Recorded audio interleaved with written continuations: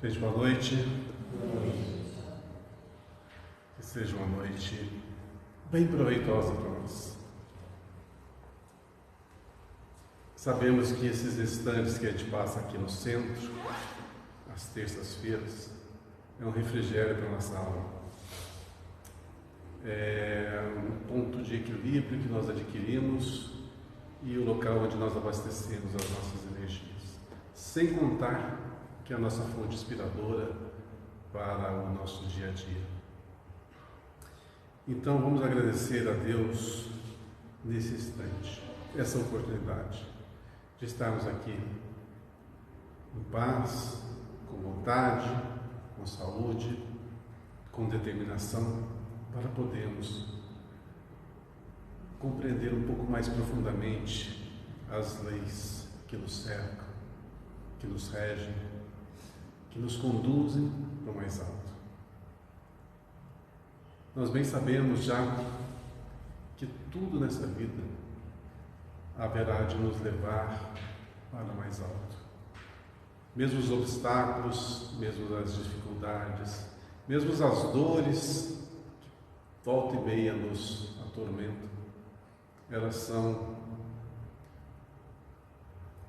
correções, são fontes que fazem brotar vontade, superação, determinação, e tudo nessa vida nos conduz para o mais alto, para sermos mais fortes, para sermos melhores.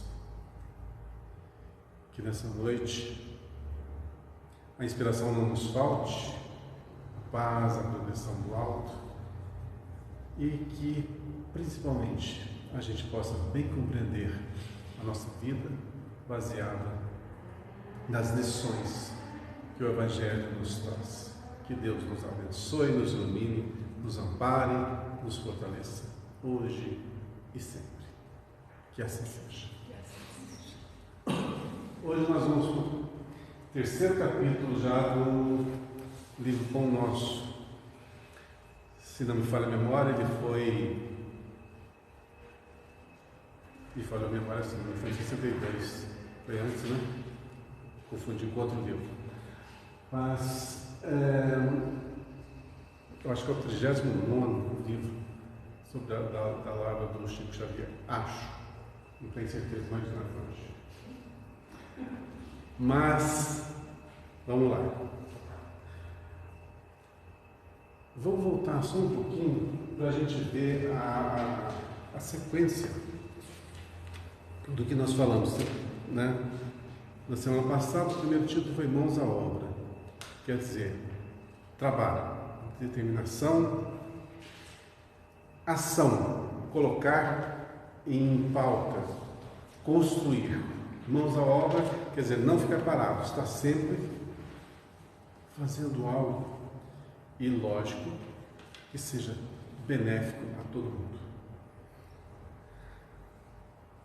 O segundo capítulo pensa um pouco. Ensina-nos o quê?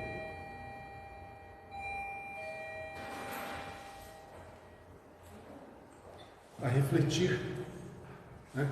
A refletir sobre nossas ações, a refletir sobre aquilo que nós vamos fazer. Ou seja, as rédeas da vida ainda estão nas nossas mãos. A gente pode escolher.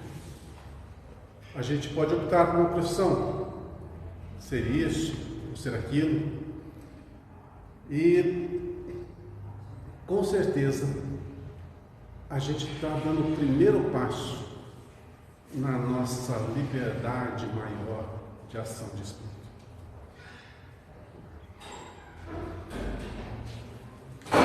E hoje, como é sequencial, né? O terceiro capítulo chama-se O Arado. Legal, mãos à obra, pensa e vai para o trabalho, né? Tudo conclamando-nos ao movimento. Veja que Emmanuel, ele não nos dá aquele mundo maravilhoso de ociosidade, de descanso. Muito pelo contrário. O que ele nos ensina? A nos tornarmos fortes, sabedores, determinados. Ou seja, nos prepara para a vida, tanto a vida aqui no plano físico quanto no plano espiritual. Ou seja, a vida é uma só, né? Mas vamos ver então o que o título O Arado nos diz. Isso está em Lucas capítulo 9, versículo 62. E Jesus lhe disse: ninguém que lança a mão do arado, ou seja, deixa o arado de lado, né? E olha para trás, é apto para o reino de Deus. De novo, ninguém, absolutamente ninguém, quer dizer que não tem privilégio algum.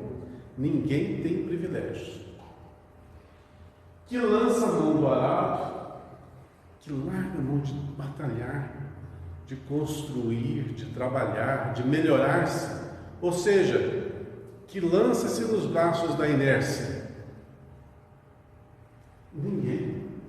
E olha para trás, é apto para o reino de Deus. Ou seja, o que nós queremos? O que nós queremos na vida? Pelo menos desde quando a gente é pequenininho, a gente pensa assim, a gente ouve falar assim: quando vivamos uma vida honesta, religiosa, para que quando os nossos olhos fecharem e irmos para o sepulcro, o reino dos céus abra-se, né? A gente ouve desde pequenininho isso, mas a gente compreende muito pouco. Quando você leva o pé da letra, principalmente essa aí, o reino de Deus. 99,9% da humanidade entende reino de Deus, uma bela cidade paradisíaca, onde tudo é perfeito, tudo funciona, que é uma mil maravilha, todo mundo é bom, educado, é da mesma linha de pensamento e ninguém trabalha. Ou seja, ociosidade. Ou pense que alguém quer, eu quero, quando eu morrer, eu quero trabalhar bastante do lado de lá. Você não ouve as pessoas falarem isso. Geralmente fala assim, morreu, descansou, né? Descansou? Tudo bem. Daquela passagem, daquele sofrimento temporário, abreviou-se. Mas tem aquela coisinha que fala assim, quando você chega no fim, no topo de uma colina, e olha lá de cima, vê que tem outra maior depois. Aí você sobe no topo da outra, e você olha para cima e tem outra maior. Assim é a nossa vida. Superação, superação, superação e desenvolvimento. Quanto mais alto, maior o desafio. Quanto mais alto, maior a responsabilidade. Quanto mais alto, maior o trabalho. Mas quanto mais alto, mais forte nós nos tornamos. Quanto mais alto, mais determinados nós nos tornamos. Mais inteligentes, mais sábios e mais amorosos. Isso chama-se de evolução. Então, esse reino de Deus tão falado não é esse ambiente geográfico, não é esse mundo. Que seja aqui na Terra, que seja no plano espiritual, que seja onde for. Não é uma região geográfica. Reino dos céus é aquele reino de paz que você cria no seu interior. Porque não adianta, já falamos muito sobre isso, não adianta a gente ir para o lugar mais belo, o lugar mais equilibrado. Se nós estivermos em desequilíbrio, nós nem notaremos onde estamos. Então, o trabalho seu reino de Deus é justamente o que nós estamos a fazer na vida, buscando esse reino dentro de nós. Vamos ver então o que Emmanuel fala sobre o arado. Aqui vemos Jesus utilizar na edificação do reino mais belos símbolos. Efetivamente, se desejasse, o mestre criaria outras imagens. Poderia reportar-se às leis do mundo, aos deveres sociais, aos textos da profecia, mas prefere fixar o ensinamento em bases mais simples. O arado é a parede de todos os tempos. Olha só, pesado, demanda esforço, de colaboração entre o homem e a máquina, provoca suor e cuidado, e, sobretudo, fere a terra para que produza. Constrói o berço das sementeiras, e à sua passagem o terreno cede para que a chuva, o sol e os adubos sejam convenientemente aproveitados. Ou seja, para se construir, para se conseguir um feito, é necessário a ferramenta e, logicamente, o trabalho, o esforço. Nós agora vamos trazer isso para a nossa vida. A grande maioria de nós, aliás, isso é uma coisa que está muito em voga, não só o que nós estamos dizendo aqui no Centro Espírita, né, na nossa casa, mas você entra na internet, você vai assistir Divaldo Pereira Franco, você vai assistir Haroldo Dias, vai assistir Jorge Evarra e André Luiz Ruiz e outros que eu assisto de vez em quando, estão a falar nesta época agora a mesma coisa.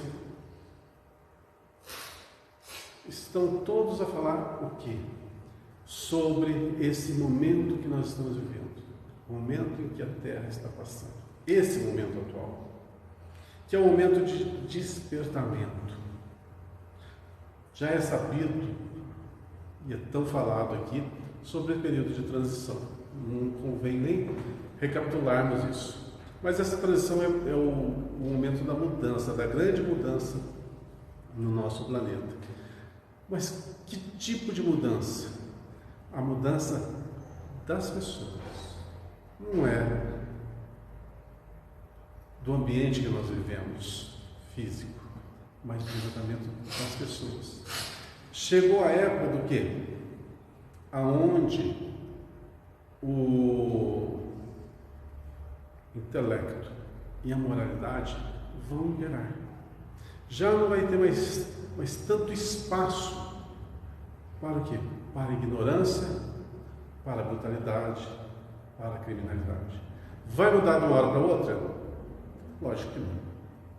Fase de transição é um largo período de tempo que a humanidade vai passar, mas de mudança constante.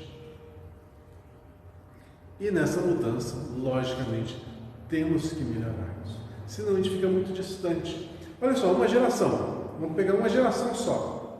A minha. Tá? Vou pegar a minha geração.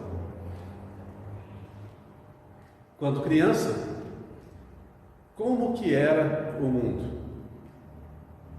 Vou recuar ali para até meus 10 anos de idade. Primeira geladeira em casa. Acho que eu tinha uns 8 anos de idade quando entrou a primeira geladeira na minha casa. TV a cores. Tinha 16 anos de idade quando entrou TV a cores na minha casa. Aparelho de som. 15 anos. Meu pai veio da prefeitura com 15 anos. Também não tinha. Pois é. Que mais? Os programas que a gente assistia na televisão. Só pegava Globo, Record, Malemar. E não vou falar Tupi, não, senão você vai achar que sou muito velho.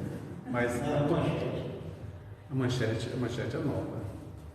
A manchete foi depois. Primeiro era Tupi. É a Tupi mesmo. É tão velho. É a Tupi mesmo. É a Tupi Globo Record, Bandeirantes. Ou seja, mas só um canal que pegava bem, o resto é tudo chuviscado. Essa era a fase da infância. Hoje você vai pegar uma criança aí de 0 a 10 anos, o que ela assiste? O iPad, né? O tablet, o computador já está em desuso, olha só. Quase ninguém usa computador. As coisas mudaram muito rapidamente. Mas por que à toa? Não. Porque está na hora de desenvolver o intelecto. É uma mudança muito brusca. Eu peguei essa mudança, peguei essa fase toda. Peguei a grande fase de mudança. Eu lembro quando lá lançaram o primeiro PC, o primeiro computador pessoal, aqui no Brasil. Eu fui trabalhar num desses, um dos primeiros. Então, se você falar em XT para alguém, nem o que é XT? O que é AT? O que é 286? O que é AT 386? O que é Pentium? Antigamente era tecnologia de ponta. Agora, ninguém sabe. As coisas passam muito rápido. Mas por quê? Porque há necessidade dessa preparação, essa grande preparação, para que as pessoas tenham, logicamente, condições de as próximas gerações avançarem muito intelectualmente. Olha só, da época do Cristo, não vou pegar para trás não, da época do Cristo até ali, começo do século passado, foi uma época de 1900 anos, né? 19 séculos, que a humanidade caminhou a passos de tartaruga, bem devagarzinho. Você vê o salto que dava de um século para o outro, principalmente na Idade Média, foi muito pouco. Com a Revolução Industrial é que as coisas realmente começaram a acelerar. Mas não foi assim uma coisa que aconteceu ao acaso. Tudo isso foi planejado. A partir da Revolução Industrial, a partir do Iluminismo, tudo mudou. Então, nesses 400 anos mais ou menos, houve uma preparação para esse período de transição. Vieram a reencarnar grandes expoentes da arte, da música, da pintura, né? Grandes gênios da humanidade encarnaram, que deram aquela aceleração no desenvolvimento da humanidade. Sai do período das trevas, que é o período da Idade Média, para entrar nessa nova fase, que culmina com o advento do Espiritismo, em 1850, 1860, né? E aí, toda uma base já foi preparada. Começa-se então a divulgação. Olha só como tudo muito bem planejado. A codificação da doutrina, ela começa a se espalhar. Inicia-se o século passado, e as grandes mudanças vão sendo feitas. Primeira Guerra Mundial, Segunda Guerra Mundial. Todo mundo pode pensar assim, poxa, isso aí foi um marco negativo na história da humanidade. Foi, lógico que foi, mas foi um grande saneamento kármico. Quantos milhões de espíritos ali livraram-se de débitos pretéritos horrorosos, grandiosos. De onde que vem isso? Puxa, a fase da Inquisição, das Cruzadas, dos circos romanos, tudo isso é um débito kármico que nós adquirimos. E paulatinamente fomos um polindo as arestas dos outros, até que chegasse ao ponto que a gente estivesse mais leve, sem tantos débitos e com a consciência um pouco mais aclarada, para poder compreender. Porque até então a gente era o quê? Conduzido. Agora estamos numa nova fase. Agora nós não seremos mais conduzidos. Agora cada um tem o seu livre-arbítrio, a sua responsabilidade. A partir daqui, desse ponto, errou, a culpa é sua. Por quê? Você teve todas as possibilidades, todos os avisos, todas as escolhas e fez tudo errado. A culpa é de quem? Do mundo? Não, é só sua. Então é a época que nós estamos falando muito na doutrina espírita, justamente desse período de despertamento, de responsabilidade, de saber o que você é, o que você está fazendo, que tudo que você faz tem repercussão, e deixar de ser aqueles coitadinhos de antigamente, né? Aqueles coitadinhos que iam aos centros espíritas, aos centros de Umbanda, aos centros, né, que tinham atendimentos, falando assim: nossa, eu estou com um encosto, eu estou com um obsessor, queria que vocês livrassem desse obsessor aqui, que está atrapalhando minha vida. Tem uns mal olhados, né? Uns mal olhados, acho que alguém fez trabalho para mim. Olha, eu cansei de ouvir isso, né? Até nos dias de hoje ainda fala-se disso. E o que nós estamos falando aqui na doutrina espírita? Aqui no nosso centro, que é muito simples você se livrar de qualquer coisa dessa, se é que é verdade. Uma das coisas que eu mais bati aqui no centro, que tudo é sintonia, muda a sua sintonia de pensamento e pronto, você aniquila o problema. Só depende de você, só depende de querer, né? E compreensão, compreender, entender, ler, ouvir os outros, ouvir outras opiniões. Isso é importante para a gente construir esse arcabouço nosso de ideias que fazem a gente compreender o mundo, essa grande complexidade. E a hora que a gente usa do nosso cérebro, ó, isso aqui, o resto é tudo espaço vazio. À toa? Ah, Deus criou-nos com um cérebro imenso, né, de possibilidades para usar isso aqui só. Né? Nós estamos entrando na época do conhecimento. Agora nós vamos começar a usar o cérebro. Vai demorar alguns séculos, talvez milênios, mas vamos chegar ao ápice. Se, logicamente, os nossos passos foram norteados, segundo o Evangelho. Porque a gente pode cair também, a gente pode falir. Uma coisa, um texto que eu já ouvi faz muito tempo, e vou repetir novamente, estou meio repetitivo, mas é bom frisar. Era para nós estarmos vivendo essa época atual, agora, no ano 700 depois de Cristo. Olha quantos anos nós estamos atrasados, 1.300 anos de atraso. Ah, foi a espiritualidade maior que deu um atrasadinho? Não, nós não estávamos preparados. E se nós não nos prepararmos agora, vai mais 5 séculos, 10 séculos, vai o tempo que for. Pode ser até que nesse planeta a gente não atinja o ápice que estávamos determinados. Não tem problema, vai ser um lado ou outro. Nós temos o restinho da eternidade para vivermos, né? Só isso. Então, esse período nosso é importantíssimo para que a gente desperte para tudo, tudo. E principalmente no nascedor. Qual que é o nascedor de tudo? Pensamento. As coisas acontecem para mim tudo errado, acontece isso errado, aquilo outro errado. Já parou para analisar o seu pensamento? Já parou? Eu estou triste, estou depressivo, eu tenho uma mágoa muito grande no meu peito que não sai. Já parou para visualizar os seus pensamentos? Se algo está errado na sua vida, a origem é em você mesmo. Não é no outro, é nas suas escolhas.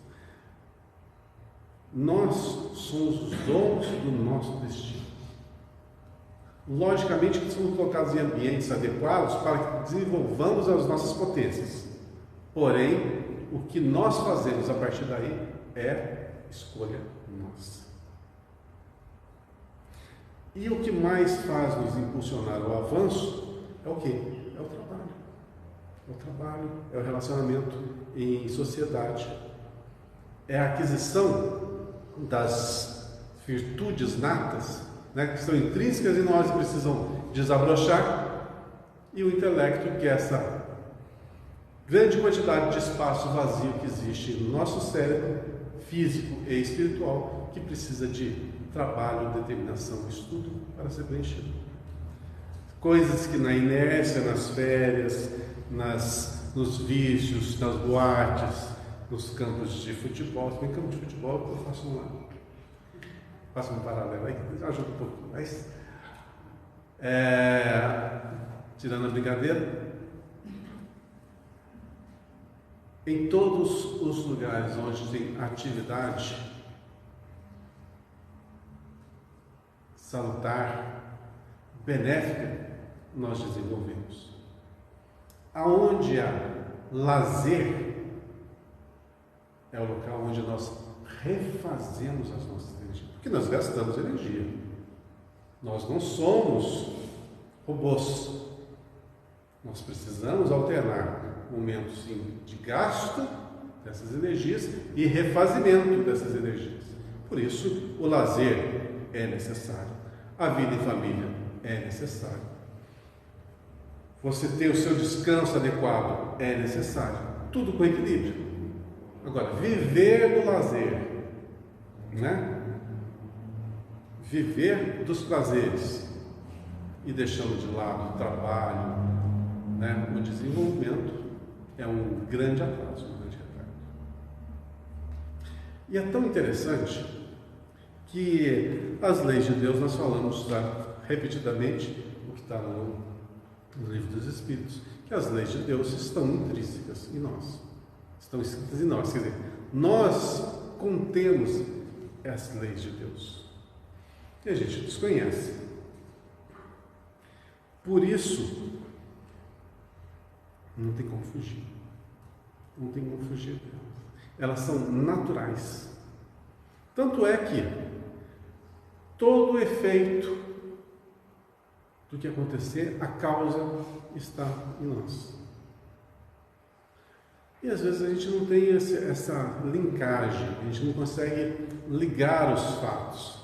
Aquilo que a gente fez, aquilo que a gente pensou, a gente falou, culminou naquela situação. A gente terceiriza, não.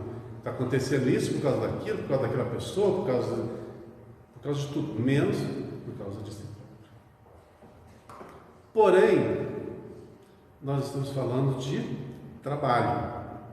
Trabalho, determinação, para quê? Para que nós construamos um mundo melhor.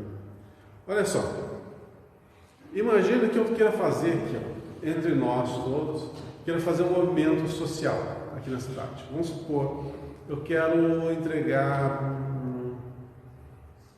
lanche noturno para morador de rua, tá? Faz quanto? Aí eu vou me empenhar nessa função.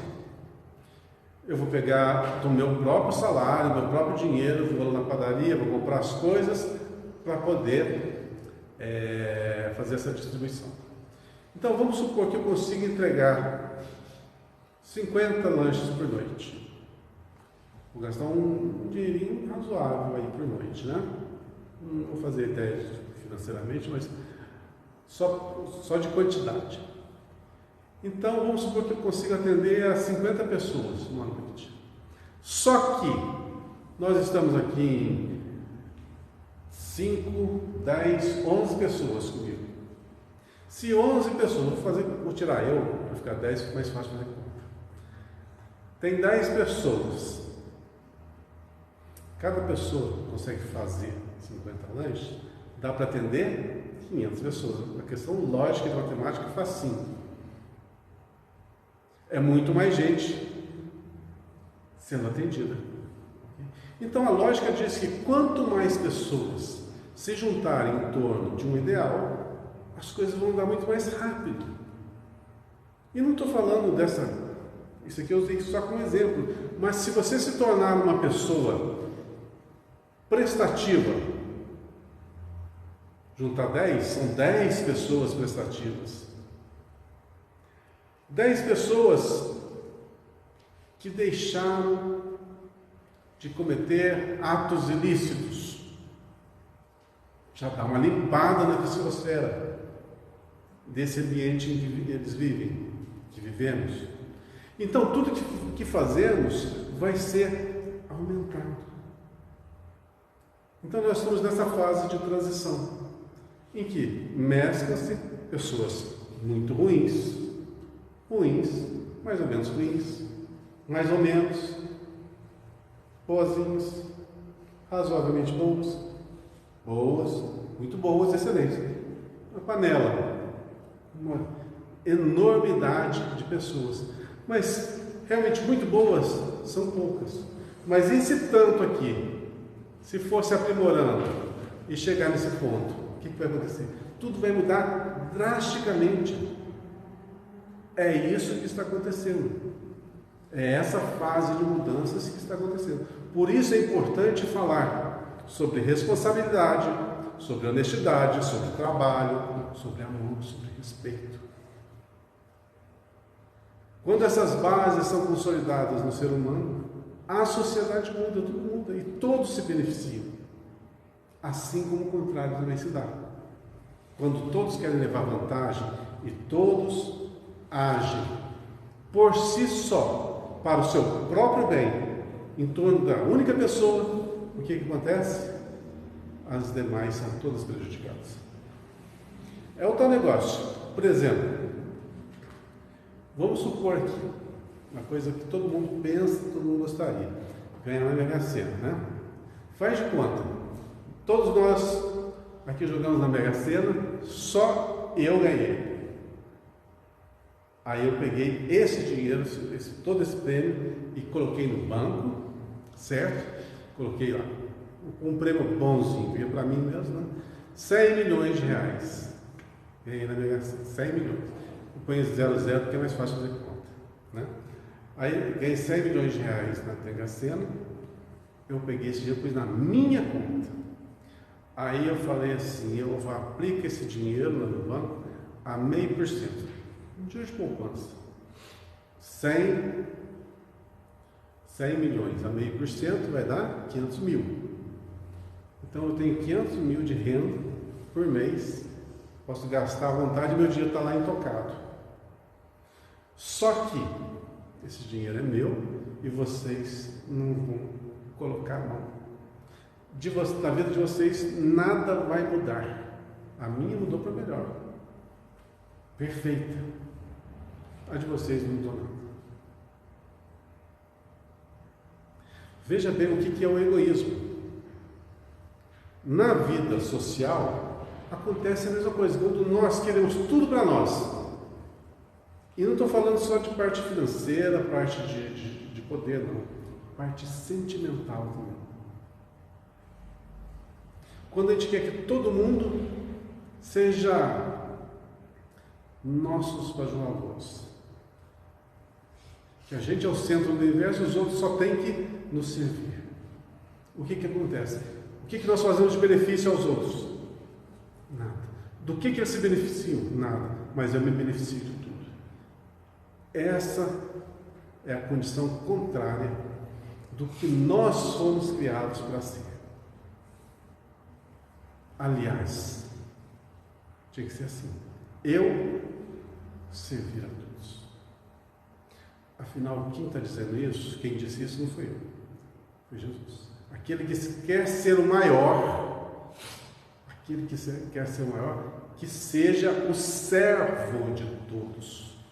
Então, se você tem condições, siga. Aí sim você vai ser maior. Quer ver, quem que é maior? Eu ou Chico Xavier? Vamos lá? Não vale puxar meu saco. Quem que é maior? Chico Xavier é maior? O que ele fez? Tudo. Pois é. O que ele reteve? Nada. Ele não reteve nada. Tudo que ele tinha, ele repartiu. A sua vida, o seu amor, o seu trabalho, o seu perdão. Nada material.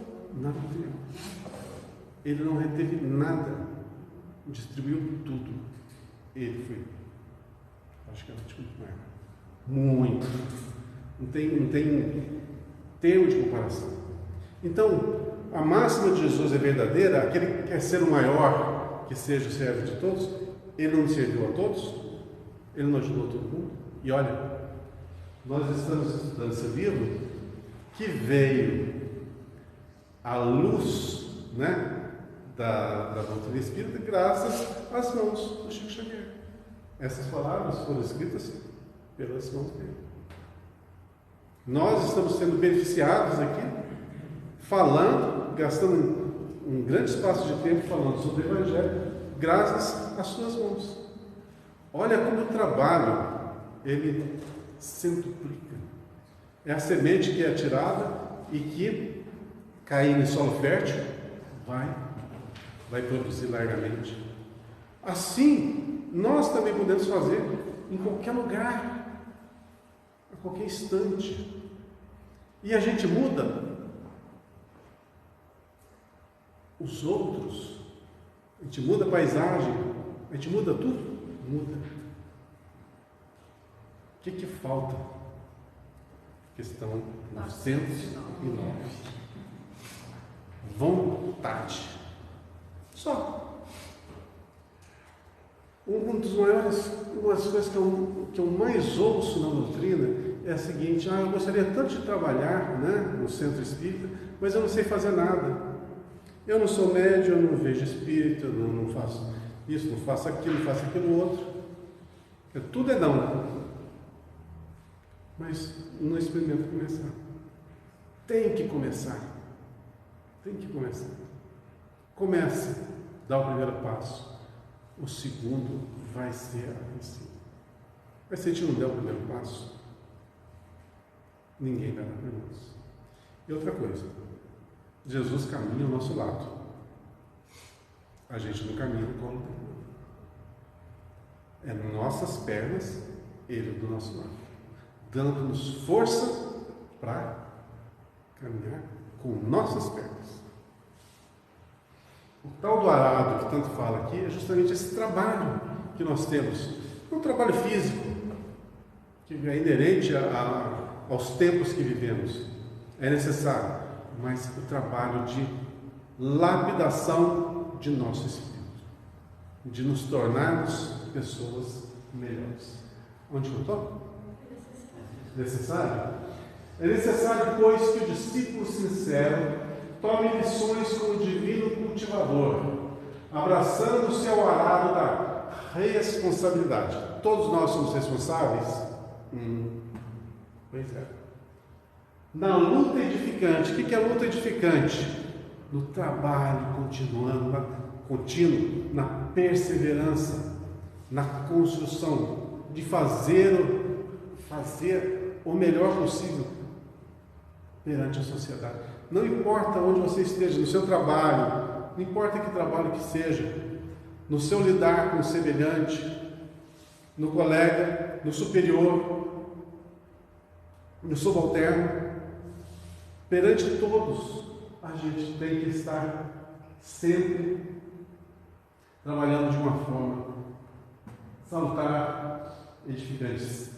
Vamos lá de novo. É necessário, pois, que o discípulo sincero tome lições com o divino cultivador, abraçando-se ao lado da responsabilidade, na luta edificante, sem dele retirar as mãos, ou seja, sem ausentar-se no trabalho, de modo a evitar prejuízos graves à terra de si mesmo.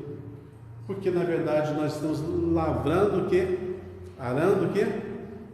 O solo do nosso espírito, nosso coração.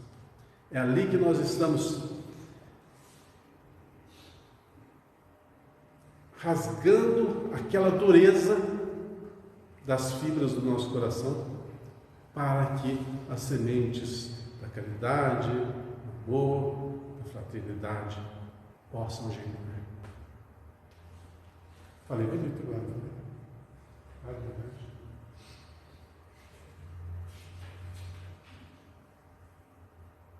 Meditemos nas oportunidades perdidas, nas chuvas de misericórdia que caíram sobre nós e que se foram sem qualquer aproveitamento para nosso espírito, no sol de amor que nos vem vivificando há muitos milênios, nos adubos preciosos que temos recusado, por preferirmos a ociosidade e a indiferença.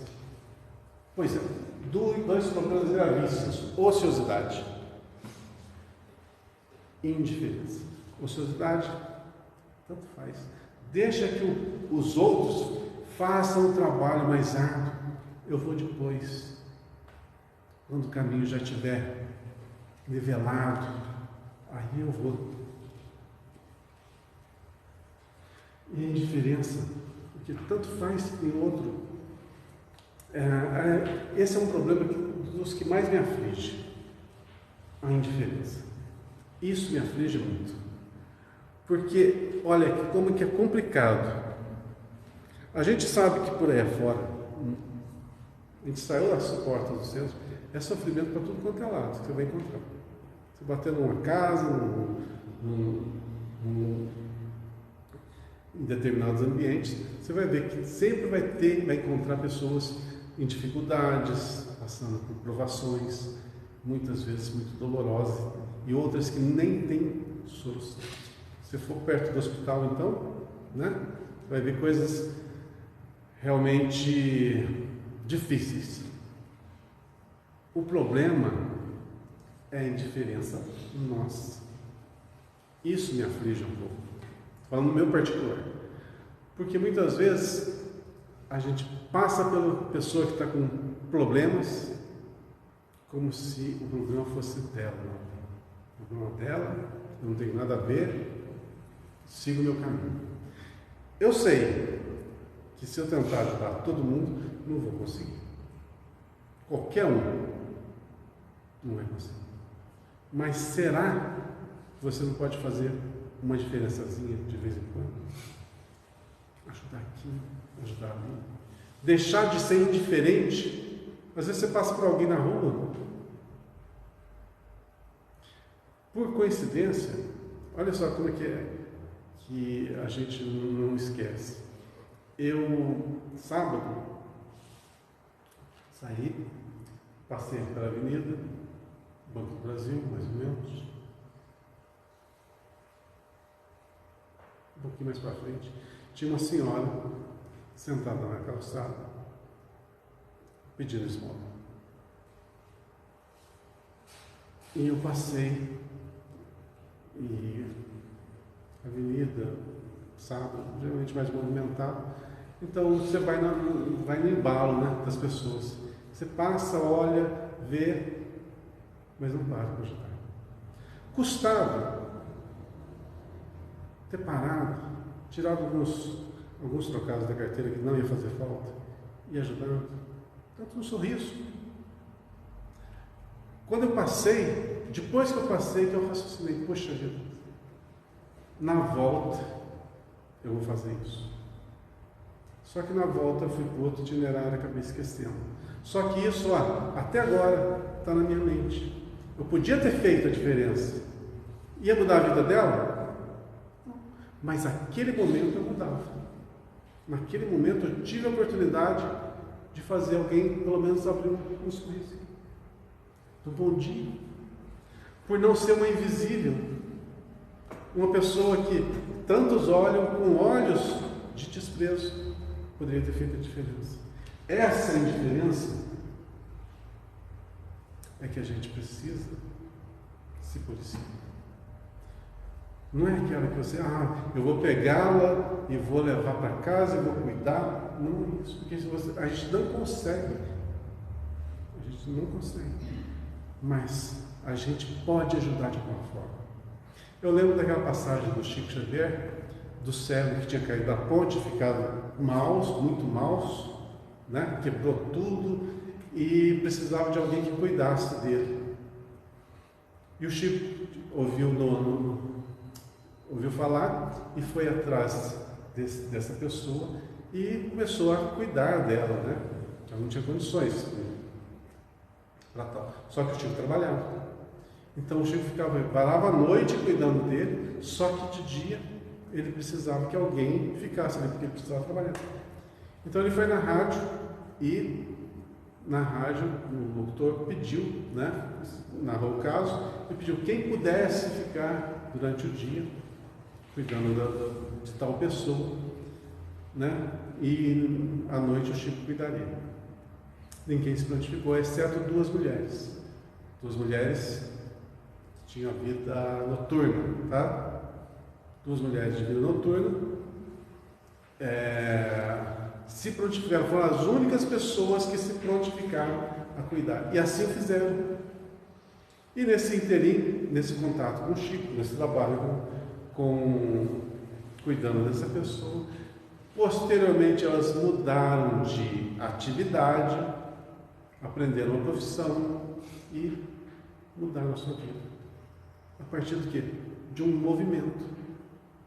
Veja como a vida é só querer. Você quer mudar e a vida te dá condições. Mas ela te fala assim, ó, se você quiser ser indiferente, você pode ser indiferente também.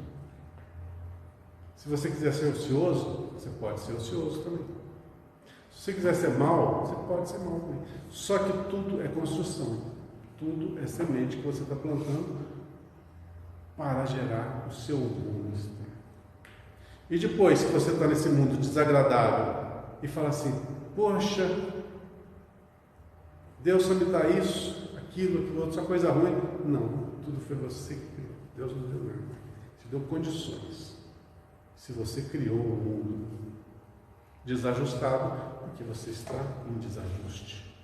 E isso é para te ensinar, não para te punir.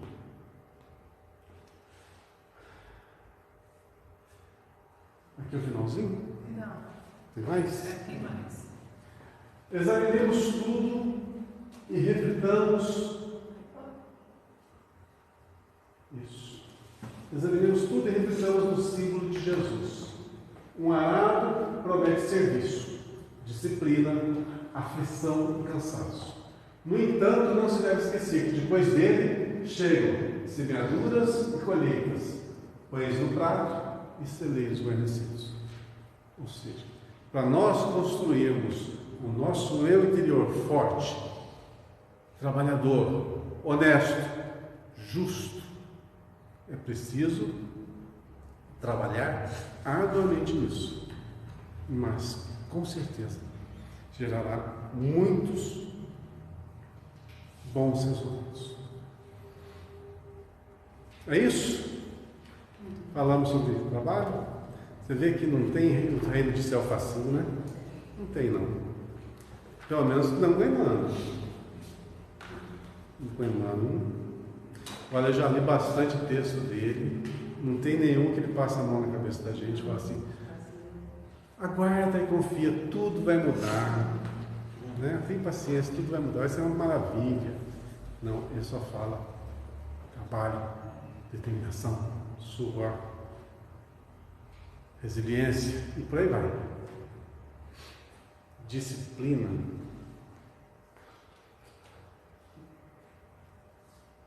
Muito bem. Capítulo 4. Antes de servir. Tá, não vou ler o texto não. A frase significa que você fala no outro, né? Nem como o filho do homem não veio para ser servido, mas para servir. É. Então, antes de servir.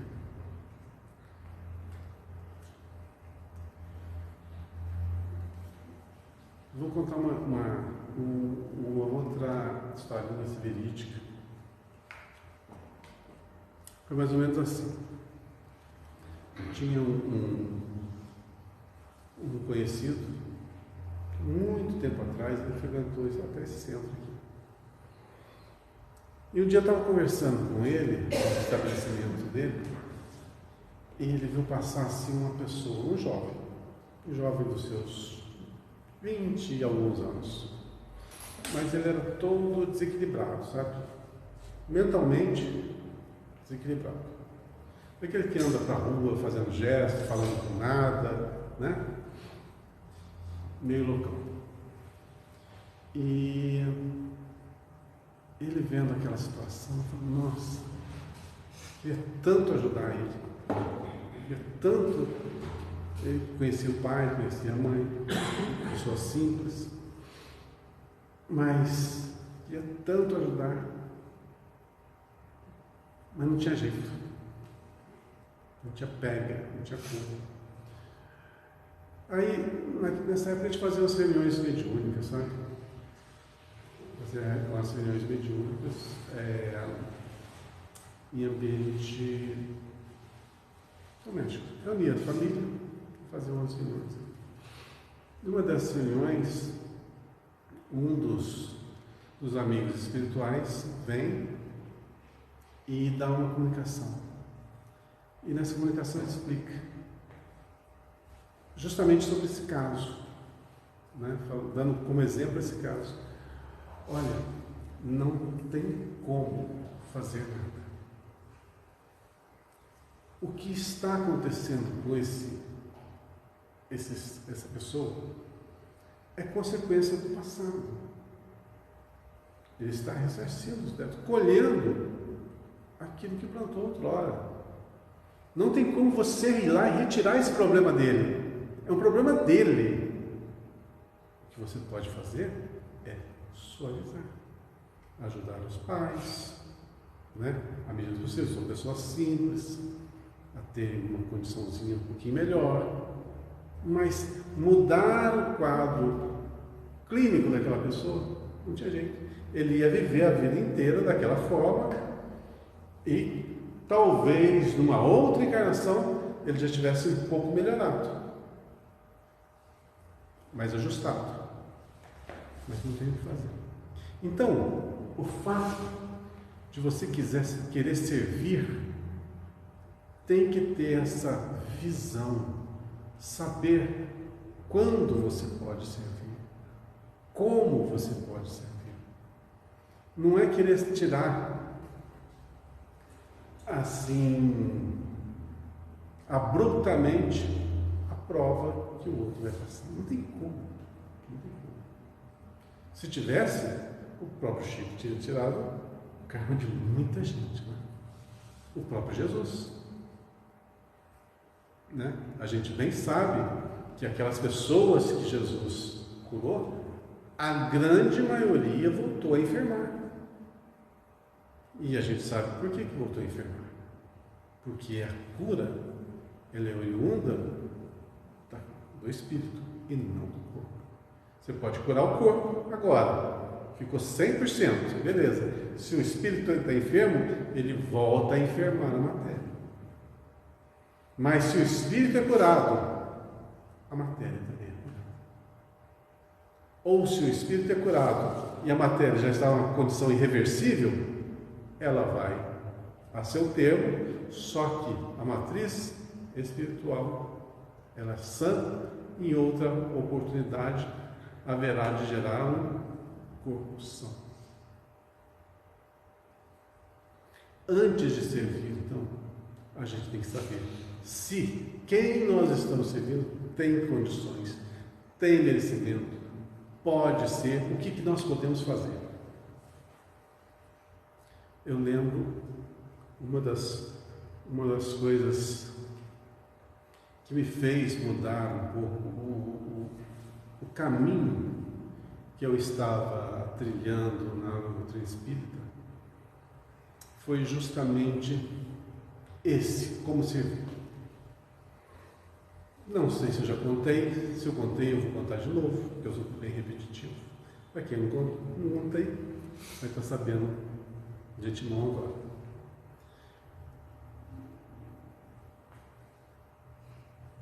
No começo do meu trabalho na doutrina espírita, eu trabalhava como médium de psicofonia.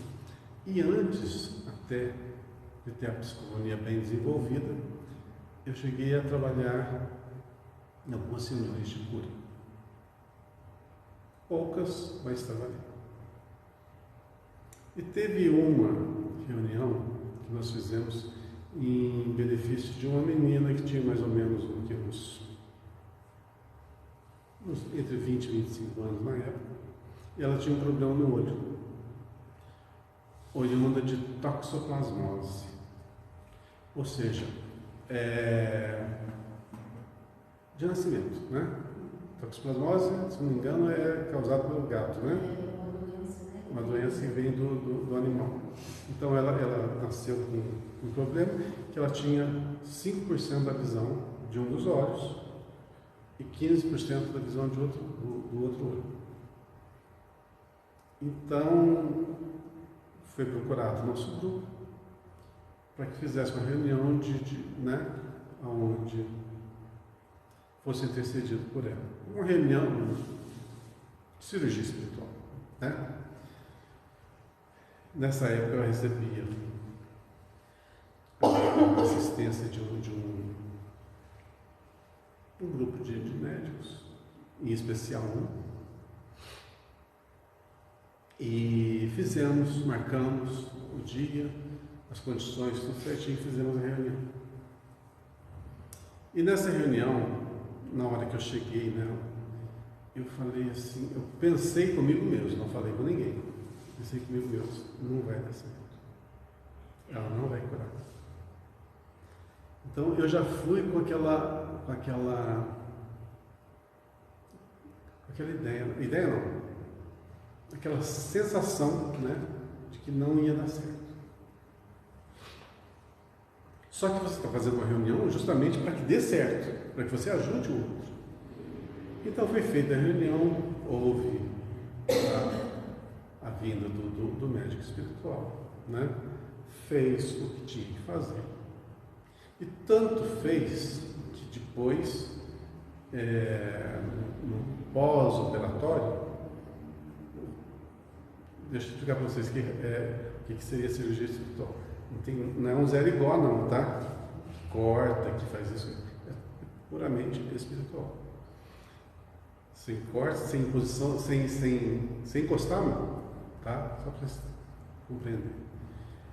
E no dia seguinte, o rosto dela fez assim, inchou. Ficou bem inchado, ela não podia com luminosidade nenhuma, isso foi recomendado. O que aconteceu? O olho que tinha 5% não conseguiu reverter o quadro. Porém, o outro, que estava melhorzinho, conseguiu estagnar, ou seja, que ele não piorasse. Foi isso que foi feito. Só que não era essa o objetivo, não era esse o objetivo dele, era justamente retornar a visão, né, normal da pessoa. Então, a partir daí eu vi, puxa vida, que se fosse por essa linha, ia ter que lidar com muita desilusão, né? Aquela coisa que você não pode mudar o que está na vida do outro. Mesmo com esse todo que se mesmo comparado. Né? Não é possível. Aí eu pensei, poxa vida, nós estamos indo por uma linha, tudo bem, é uma linha de auxílio às pessoas, só que nós estamos trabalhando no que eu falava, no paliativo. A pessoa já está estropiada, a gente está remendando. Não, eu queria trabalhar no preventivo, que a pessoa ainda está bem e ela não se enfermasse. E é esse o trabalho que posteriormente eu fui me dedicar, que é esse trabalho aqui de elucidar, de esclarecer as pessoas que o mal lá adiante está sendo gerado hoje, a partir do nosso pensamento, das nossas ações, das nossas palavras, das nossas escolhas. E esse esclarecimento vai fazer com que as pessoas errem menos e futuramente sofram muito menos. Então esse trabalho preventivo eu acho de suma importância. Lógico que paliativo, olha quantas pessoas, quem que assistiu o filme do Zé Rigó? Eu assisti. Pois é, olha quantas pessoas que ele ajudou. Muitas. E não só o Arigó, outros médios que trabalhavam nessa linha, mas estavam cuidando de corpos Se você não mudar o seu espírito, o seu procedimento, o seu jeito de pensar, o seu jeito de ser, de agir, você vai voltar a encarnar do mesmo jeito. Então, há uma procura recorrente nos centros de auxílio. Esse assistencialismo vira um vício, que as pessoas, a partir do primeiro problema, recorrem. Outro problema, recorrem. Outro problema, recorrem. Não resolvem. Isso faz com que as pessoas se tornem frágeis. Então, voltando ao nosso tema, antes de servir, a gente precisa saber como servir, como ser o mais eficaz possível. Saber o momento que você tem que matar a fome do semelhante, encher a barriga dele, em primeiro lugar. Cuidar da saúde, higiene. Posteriormente, quando tem condições, aí sim, a doutrinação. Porque tenta falar de evangelho para alguém que está com o estômago vazio, para ver o que acontece. Já que estamos nisso, vamos falar de uma outra passagem do Chico. Ele estava numa época na pindaíba danada, não tinha dinheiro para nada. E ele ia visitar um pessoal, sempre no sábado, se não me engano, que era um pessoal que morava num bairro bem afastado, muito pobre. E o pessoal esperava a visita do Chico, e o Chico sempre levava alguma coisa de comer para eles. E nesse dia ele não tinha nada. Você sabe qual que é essa passagem, né? É da água. Aí o que ele faz? Vamos levar água, vamos frutificar a água. Ele levou a água para aquele povo. Ele chegou lá, o povo estava morrendo de fome. Aí pergunta para o Chico: o que você trouxe para nós hoje? Eu trouxe água frutificada. Imagina, né? Quem está com o estômago, água frutificada. Pois é. Mas qual que é o final da história? Vocês quiserem assistir, não? Ele vai, se distribui a água para aquele pessoal, começa a fazer o evangelho. Nesse interim chega um caminhão carregado de mercadorias. Esse caminhão já era chegado uns 3 dias atrás, né? Tinha acontecido, se perdido, não sei, aconteceu algum problema que ele se extraviou. E ele chegou justamente naquele momento, um caminhão carregadinho de mercadorias, e todo mundo foi beneficiado. Todo mundo. Olha o que é providência. Vocês acham que isso é obra do acaso? Não é obra do acaso. Há uma legião trabalhando ali, porque o X da questão é o seguinte: tá, precisamos nos manter vivos através da alimentação, isso é fato, lei de sobrevivência, fortíssimo. Mas também tem ali a grande lição da fé, do acreditar, do ver o amor sendo exemplificado. E não tem ambiente mais propício para a gente aprender sobre isso quando nós estamos precisando. Quem nunca precisou da ajuda do outro? Aí você bate aqui, um fecha a porta para você. Bate ali, o outro fecha a porta. Aí você vai em determinada pessoa, ela abre aquele sorriso para você. Lógico que eu te ajudo. Você... Parece que você vai do inferno ao céu, assim, em questão de alguns segundos. Só com o gesto de uma pessoa. Imagina quem está passando provações terríveis de fome cotidianamente. O que é receber a lição da caridade? É uma lição que nunca, jamais vai se esquecer. Vamos torcer.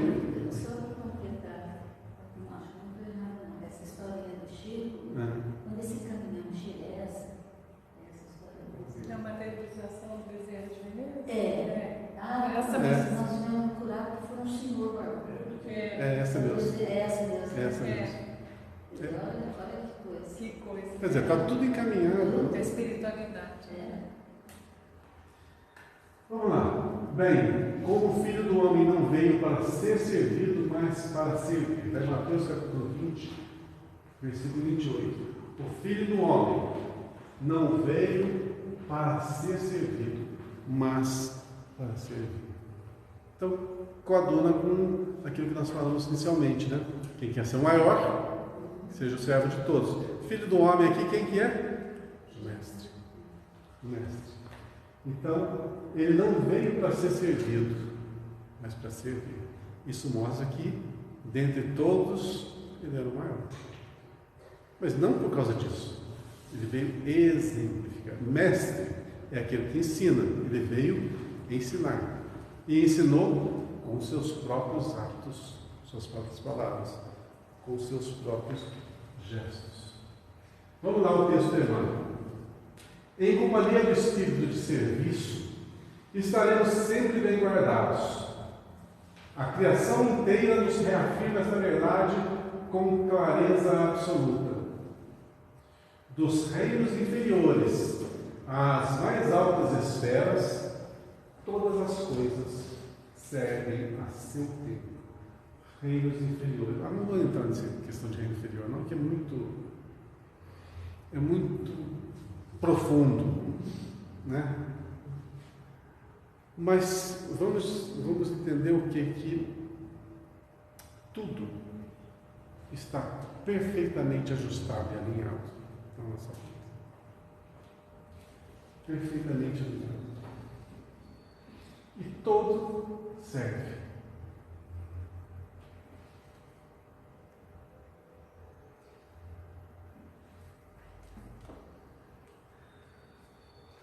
É uma passagem, eu não lembro, eu vou falando umas coisas e vou lembrando de outras aqui, só que eu não lembro fragmentos.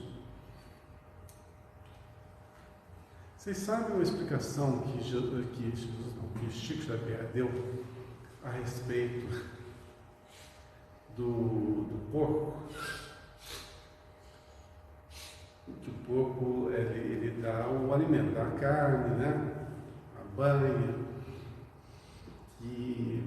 Mas é um animal, é um ser vivo. E uma vez o Chico, se não me engano, foi questionado a respeito do animal. Puseram ele numa saia justa, né? Se é um animal, se tem vida, é correto que nós nos alimentemos dele. Aliás, quando quer pôr alguém em saia justa, é só fazer essa pergunta, né? Principalmente quando a gente explica que todo ser vivo possui um princípio inteligente que o anima. E que esse princípio inteligente é eterno. Mas o próprio Francisco de Assis falava assim que todo ser vivente é nosso irmão. Pois é. É complicado isso. Mas, fazendo uma brincadeirinha agora, se tem que reclamar de alguma coisa, tem que reclamar com o homem lá de cima, porque, olha só, no reino inferior, um se alimenta do outro, não tem nada de amiguinho, não, né? Por exemplo, o leão é amigo é amiguinho? Não é. Então, está tudo perfeitamente delineado para que haja equilíbrio e evolução. Vamos refletir assim, vou ter que voltar nesse tema, não queria entrar nesse tema, sabe? Mas vamos fazer uma pequena reflexão. Princípio inteligente. O que é o princípio inteligente? É aquela matriz que não tem informação nenhuma. Nós somos criados simples e ignorantes. Simples na menor forma possível. Ignorantes porque desconhece tudo. E a partir daí começa-se a conhecer, interagir. Nessa interação há o desenvolvimento. E esse desenvolvimento inicia-se nas formas mais rudimentares. Qual que é a forma mais rudimentar que nós conhecemos no planeta Terra? É o reino vegetal? É o reino mineral. Quando você entra nesse, por isso que eu não gosto de entrar nesse tema. Você entra nesse tema, as pessoas começam é difícil de explicar. Porque você não tem parâmetro, não tem como exemplificar, não tem pega. Mas nós, o princípio inteligente, aquela matriz iniciou o seu desenvolvimento no reino mineral. A partir dali, aprendeu, entre aspas, esse aprendeu, tudo o que aquele reino poderia lhe dar. Por quê? A constituição futura dos corpos eram feitas a partir de quê? Dos minerais, não foi? Agora, como que o processo se dá? Não me pergunte, não tenho a menor ideia. Aliás, você lê o livro, você pode ler N vezes, é só uma pincelada. Por mais que você se aprofunde, é só uma pincelada. Se não me engano, está na Gênesis, né? Acho que o Caminho da Luz também deve falar alguma coisa. É o Caminho da Luz e a Gênesis que falam sobre isso aí. Então, quem tiver interesse em descobrir um pouco mais sobre vida nos reinos mineral, vegetal, animal, leiam a Gênesis. Bom, o fato é que vamos ver diante dos seres inferiores, né? Então, tudo está linkado. Por exemplo, para nós sobrevivermos com esse corpinho que nós temos aqui, ele tem que beber água. Bastante água. Reino mineral. A gente está se aproveitando do reino mineral. Você tem que se alimentar. Vegetais e carne. Reino vegetal, reino animal. Há uma interação entre esses reinos. Mas se você levar o pé da letra, não vou tomar água não, porque isso aqui é um irmão nosso. Não faz o menor sentido, né? E quando chega no animal, é a condição, é o estágio que nós estamos. Tem um livro do Ramatiz, que se não me engano é Vida em Marte, né? Que fala Vida em Marte. Que ele diz o seguinte, que para um habitante do planeta Marte, né, que não existe esse negócio de marciano e terráqueo, tá? Não existe assim, que nem corintiano e palmeirense, não existe essa divisão. Espíritos são espíritos. A origem é a mesma. Tá? Somos únicos, criados à imagem e semelhança de Deus. Podemos estar em locais diferentes, com corpos diferentes, mas o espírito é o mesmo. Bom, eles que estão numa condição muito mais avançada, classificam-nos como canibais, como nós classificamos os canibais nos dias de hoje. Como que a gente veria um canibal? Uma pessoa que alimenta de um ser humano. Seria uma coisa terrível, né? Porque a alimentação da carne é uma escolha, né? O ser humano não precisa. O intestino nem foi feito para digerir carne. É científico. Mas nós estamos condicionados a quantos milênios a isso? Exatamente. Essa condição É uma questão cultural, né? é De evolução mesmo. justamente. Então, gradativamente nós vamos modificando, vamos modificar. Mas uns mais rápido, outros mais lentamente, né? Só que a gente está falando de mudança. Quando eu era criança, a gente falava de vegetarianismo. Hoje está super em alta.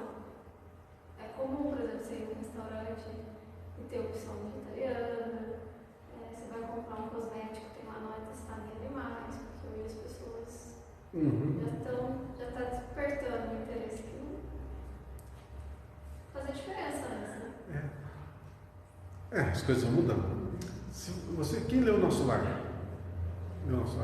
Comecinho do Nosso Lar. O que acontecia lá?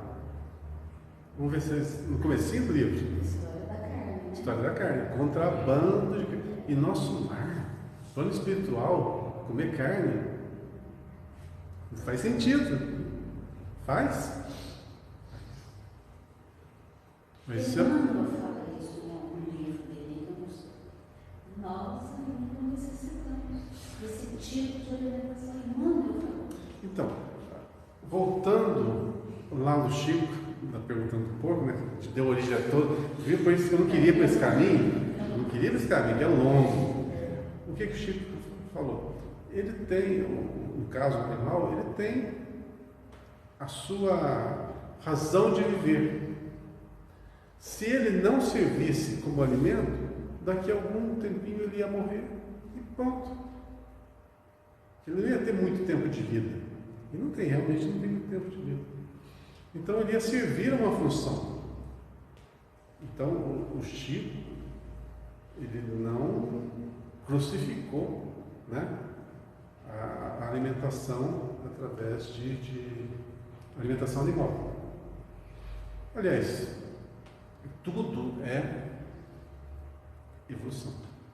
Vai chegar um ponto que a gente vai pensar, nossa, lembra lá em 2023, aquele churrasco que a gente fez, que coisa medonha. É a mesma coisa de lembrar. Lembra lá na época dos Incas, quando nós sacrificávamos seres humanos para os deuses? É a mesma coisa. Hoje a gente sacrifica seres humanos para... Não. Já evoluímos, vamos evoluir mais. Uma vida não dá salto, vamos aos pouquinhos. É nessa fase aqui, né, Valdemir? Dos reinos interiores, as mais altas esferas, todas as coisas servem a ser. E se não fosse assim, não funcionava. Se não fosse assim, não funcionava. Pega o reino animal, muda ele. Não existe mais nenhum predador. Vai dar certo? Vai. É a lei de sobrevivência deles. Pois é. Bom, nós temos 10 minutos para começar o... Vamos lá, vamos acelerar um pouquinho, tá, gente? A lei do trabalho, com a divisão e a especialização das tarefas, prepondera nos mais humildes elementos nos variados setores da natureza. Essa árvore curará enfermidades, aquela outra produzirá frutos. Há pedras que contribuem na construção do lar, outras existem calçando os caminhos. O Pai forneceu ao Filho homem a casa planetária, onde cada objeto se encontra em lugar próprio, aguardando somente o esforço digno e a palavra de ordem para ensinar à criatura a arte de servir. Ou seja, foi-nos dado uma casa mobiliada, com TV, com Wi-Fi, né? Com banheiro, com garagem, tudo prontinho, só para que nós habitássemos. Só que a manutenção da casa, quem faz é quem está dentro dela. Ou seja, nós estamos nesse mundo, vamos viver aqui, temos todas as condições necessárias para ter uma vida excelente. A gente pode optar, ficar nas cavernas, já estão prontinhas ali, úmidas, né? Mas vai ser sempre aquilo, ou então usar o seu raciocínio e o seu trabalho para construir o que você quiser. Porque condições de usar o seu raciocínio e a sua força você tem para fazer o que bem entender. Depende exclusivamente de quem? De si próprio. Se lhe foi doada a pólvora destinada à libertação da energia, e se a pólvora permanece utilizada por instrumento de morte aos semelhantes, isto corre por conta do uso frutuário da moradia terrestre, porque o Supremo Senhor em tudo sugere a prática do bem, objetivando a elevação e o enriquecimento de todos os valores do patrimônio universal. Não ouvidemos que Jesus passou entre nós trabalhando. Mas você sabia disso? O que Jesus fez dos 12 anos aos 30 anos? Vocês sabem? Está oculto no Evangelho, né? Não tem essa parte, né?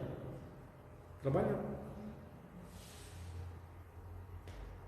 Só o físico? Só Que ver que livro que é, deixa eu passar aqui na minha mente. Não lembro. Eu acho que é o Sobrinho Peregrino. Acho.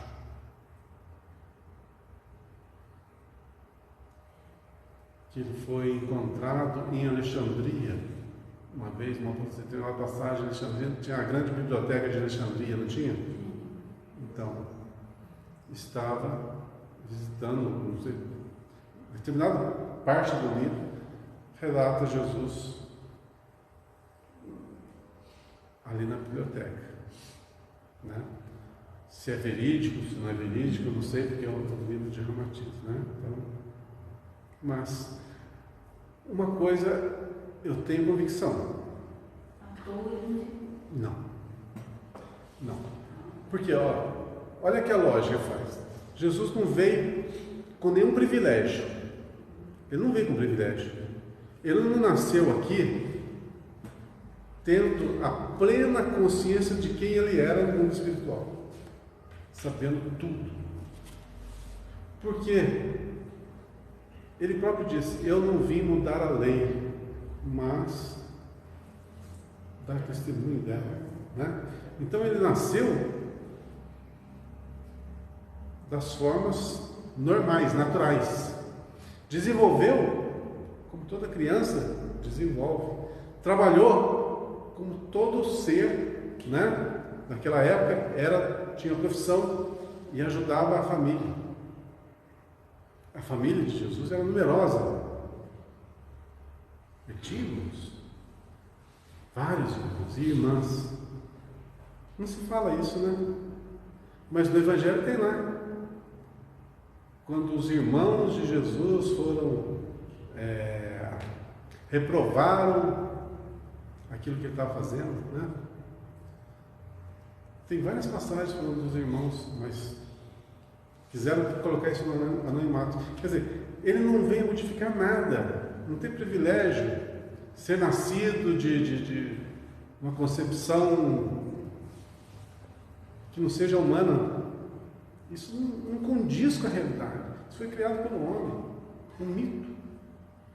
Por quê? Para rivalizar com as histórias gregas lá do Olimpo, de Zeus, né? Que os deuses desciam à terra e faziam criancinhas ali, né, com as mulheres, que eram semideuses, ou seja, os deuses gregos eram diferenciados, e o Deus hebreu ali seria um Deus de carne e osso, humano. Então, para rivalizar, olha só como que o ser humano, para rivalizar um Deus hebreu, seria Jesus, né, com um Deus grego que é vindo lá oriundo da união de imortais com mortais, criaram essa historinha de que Maria foi concebido, né? Jesus foi concebido ali sem a união carnal. Para mim pouco importa, né? Não importa. O que importa é o legado que ele fez. Mas como o próprio Jesus disse, não veio mudar a lei. Então ele viveu como todo ser humano vive. Trabalhou, chorou, sofreu, ensinou, amou. Chorou a perda do pai. Chorou copiosamente quando José morreu. Sabiam disso? Mas ele era Jesus, ele sabia que a vida era imortal, que ia reino do céu, coisa e tal. Por que chorou se ele ia para uma condição melhor? Porque justamente ele estava na condição humana. Ele viveu como ser humano, apesar de todas as potências do que ele era. Não olvidemos que Jesus passou entre nós trabalhando. Examinemos a natureza de sua cooperação sacrificial e aprendamos com o Mestre a felicidade de servir santamente. Podes começar hoje mesmo. Uma enxada ou uma caçarola constituem excelentes pontos de início. Se te encontras enfermo, de mãos inabilitadas para a colaboração direta, podes principiar, mesmo assim, servindo na educação moral de seus irmãos. Então, não há desculpa para a ociosidade de trabalho, nós temos de todas as formas. Ou seja, temos esse mundo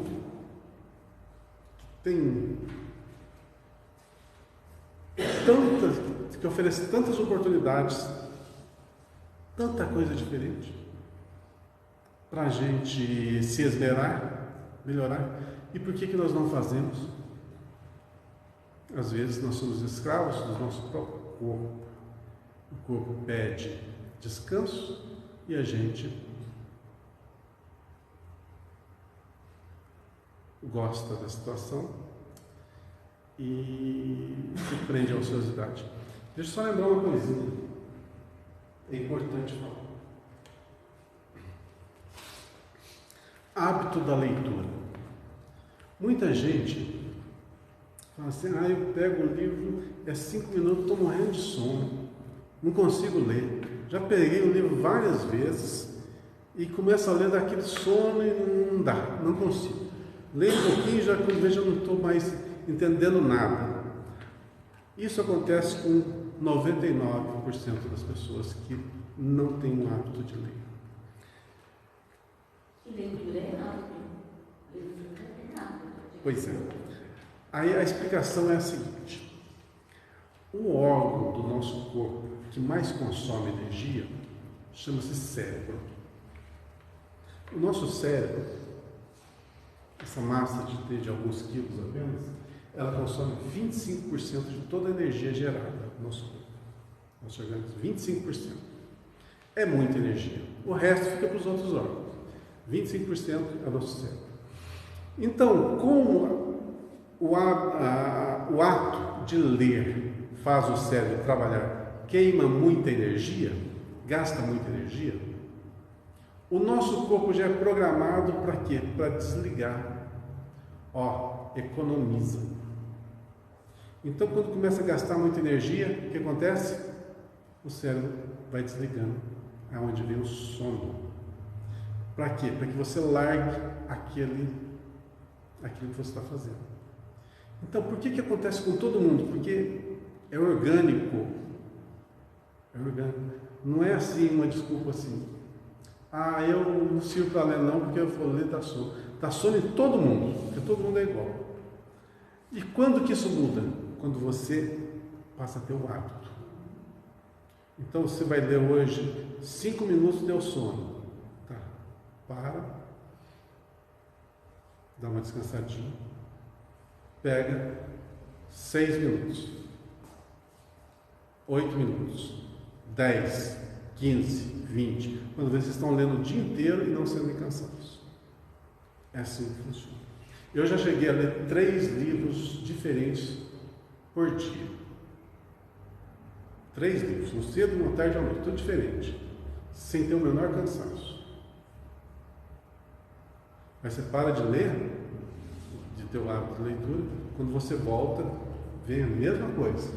Começa a ler, quando vê 10, 15 minutos, está morrendo de sono. É hábito, é treinamento. Então isso não é desculpa. Fosse assim, quando você vai para a escola, né? A escola é um lugar que a gente mais lê, a gente só dormiria lá, né? O hábito faz com que a gente programe o nosso cérebro. Então, pode começar hoje a fazer o que quiser. O que quiser. Seja físico, seja mental, seja comportamental, seja construtivo, seja caridade, fraternidade. Podemos fazer o que bem entendemos. Porém, que nós trabalhemos a nossa educação, aprimoremos o nosso intelecto e tenhamos disciplina em todos os ramos da nossa vida. É isso aí, falei bastante hoje, né? Como sempre, a hora passou no instantinho. Gente, boa semana para vocês. quarto capítulo, falta só 176. Olha que bom dia, 176 capítulos para a gente terminar o livro. Até semana que vem, se Deus quiser.